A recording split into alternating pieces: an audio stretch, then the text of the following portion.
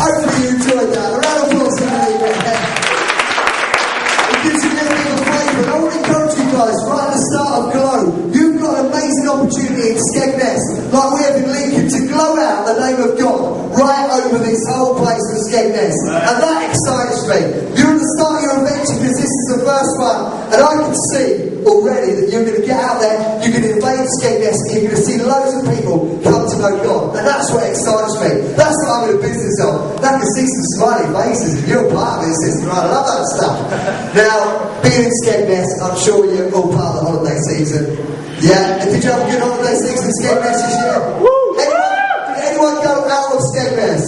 Put your hands up. Where do we go? Anyone go abroad? Where did you go? Bulgaria. Bulgaria? Blimey. Was it alright, was it? I've never been to Bulgaria before. Is that where Borat comes from? No, that's Kazakhstan, isn't it? You wouldn't have seen that movie though, would you? Anyone else? Anyone else been anywhere? Anyone else been there? Where have you been, Val? I don't know why you asked me to speak. You should have just got Val up here. Just a legend. Malta. Oh, it's lovely, isn't it, there? Yeah, like, all the Americans are brilliant, aren't they? Anyone else? Go anywhere else? Go, where did you go? Where? Cleveland. Oh, you like Cleveland? I didn't know if you like people from Skegness. I didn't know if you like Cleveland or not. Whereabouts did you go? France. Oh, would you bet that? No, she says France is France. That's because I'm a southerner. But I'll tell you what, I hate the end of the holiday seasons. When I was growing up, my mum and dad used to drive me mad. All my mates would be going to all these flashy places like Spain, Italy, America. They go to Disneyland. And what did my mum and dad used to do? They used to take us to this random fields camping. And my mum used to say, Dad, you love going camping. It really builds your character. You're out in the country air. Anyone else used to do your head? And I was like, I don't want no country air. I want to go and see Mickey Mouse in Disneyland or something. But my mum and dad thought it would be brilliant camping. I don't know why we ever used to go camping on our holidays. Because holidays are about rest, aren't they? We never used to have any rest. My mum and dad were at each other's throat like that. The worst thing about it was, when we used to go camping, you had to set up the tent. Now, has anyone ever had fun setting up a tent before? Now, I know you guys have got these magic pop-up tents that you just like go, hallelujah, and the tent, like from an absolute box that size, pops up and it's this massive three-man tent. Well, when I was growing up, I'm a bit older than you, like, as you can tell, I have no hair. By the way, do you think my hair's looking nice today? I think like that Superman thing, they were going to comb the hair on it. I was like, oh, hello, I'm struggling, I've got that. Anyway, when we used to go camping, we used to have this tent. And it was one of them tents that you didn't just pop up and it was like a dome tent. It was like this massive four-man tent. And there used to be my brother, who had this big afro ginger hair, like a massive hair that like that. We didn't do too well in our house. I got no hair and he's got massive ginger hair. And then you used to have my dad. No offence if there's any ginger people. You're not ginger, are you, mate? Strawberry blonde, isn't it?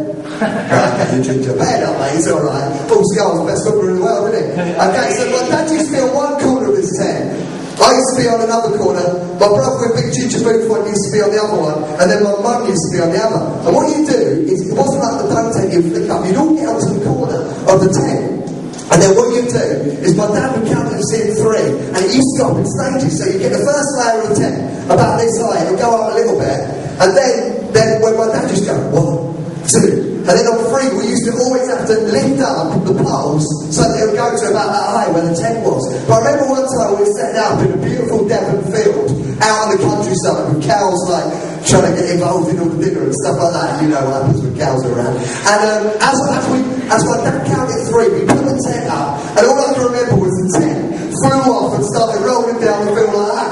And my dad absolutely blowing his top. And I was like, no, we can't do camping anymore. And she goes, okay, I've come up with an idea. The next year my mum comes to me and she goes, Dad, we're going to go walking. I was like, no, I don't want to go walking. I'm like 14 and it's getting a bit embarrassing going on holiday with your mum and dad. And they said, no, but this year, Dad, we're going to we're going to go walking in Derbyshire, because I grew up in Brighton, all the way up the south coast. So I'm like, I'm a 6-off boy as well. And we grew up, and they used to say, right, from Brighton, we're going to take you on these beautiful walks. I was like, no, I don't want to go on any walks. I want to do peace and holiday. And she goes, but this time, if you're good on your walks, I'm going to take you to Alton Towers.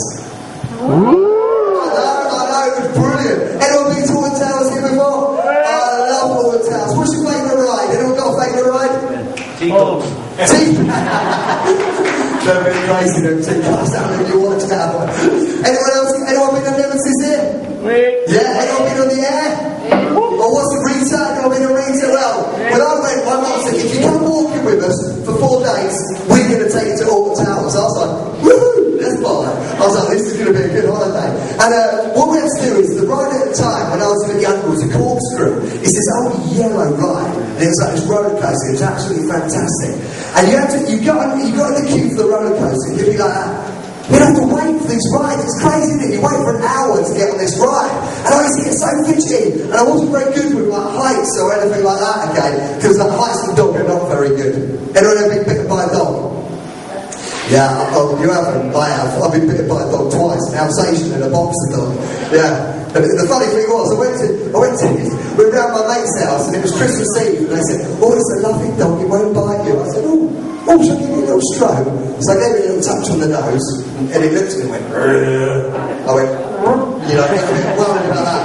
Go up to the dog again, and I went to stroke it, as it went to stroke it, it bit me in the face. Anyway, I was getting on a tangent. Anyway, so I'm in the queue for the roller coaster ride. Okay?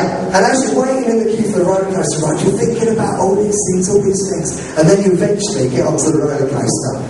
You're sitting down there like that, and this big barrier comes up, and you're strapped in. You know you can't go anywhere. There's no point of return. As you get on the roller coaster, it goes up, up, up, up, up. And I don't like heights, as I've already told you. It's going up and up and up. And I'm looking down and thinking, woo, hello, Mum. She's down there like that. I'm so high, I'm in the clouds all with Jesus and God up here. It was brilliant. They're like hand in hand, and this keep going. And then you have this moment of silence. And it gets to the end, and it's like, and you're thinking, oh, what's going to happen now? And what happens with a roller coaster is it just goes zip. You've been on it before, and it just drops. And you've got this crazy ride and ride and ride. And on the corkscrew, you go down, and then you go round this corner, and then you go upside down once, upside down twice, and then you do 2 laps. And what I want to excite you today at the beginning of Glow, at the beginning of Glow, you are going on an adventure with God. It is like a crazy roller coaster ride. You've got a chance to say, am I going to get strapped in? Am I going to go on the ride with Glow? You can do anything you want at Glow. Your time is now. You can do anything you want. You can set up street dance crews. You can go into communities. But what I want to say is, following God at Glow should be like a roller coaster ride. For adventure, enthusiasm, determination. Following God is the best thing that you can ever do. I remember I started believing in God. Well, I reckon I'd always believed in God. But when I was about 16, I actually decided, and I said, right, if this God's right, I'm going to follow him with my whole heart. And right at the beginning of this, it's like a roller coaster ride. Sometimes with God, it's like amazing. And you're going down and you're free falling, and like everything's happening. You've got loads of friends. You're in the worship. You're like throwing your hands up like that, and you're just absolutely loving it. And then sometimes you might get to a point on the roller coaster, like the corkscrew, where it might go down, and you might go round, and you might go upside down. And sometimes when you're following God, you're thinking, I'm praying to God, I can't hear anything. The worship's not that good. It's this and that. But I want to say to you, following God is a life full of adventure, determination. Never give up. If you're here tonight and you're at the start of Glow, you can never moan and say, Glow's not very good, or the church here isn't very good. What are you doing about it to make it better? I know as young people, you've got life, you've got energy, you've got enthusiasm, you've got dreams ahead of you. Don't moan that the church isn't doing this. What are you guys doing about it? About 4 years ago, I went travelling around the world. It was great fun, it was. I went to Australia, New Zealand, Fiji, America, Canada, Mexico. I had a right laugh. It was brilliant. And did all kinds of crazy things. And I came back from that and I was like, God, I don't know what to do. And I was like, I've always loved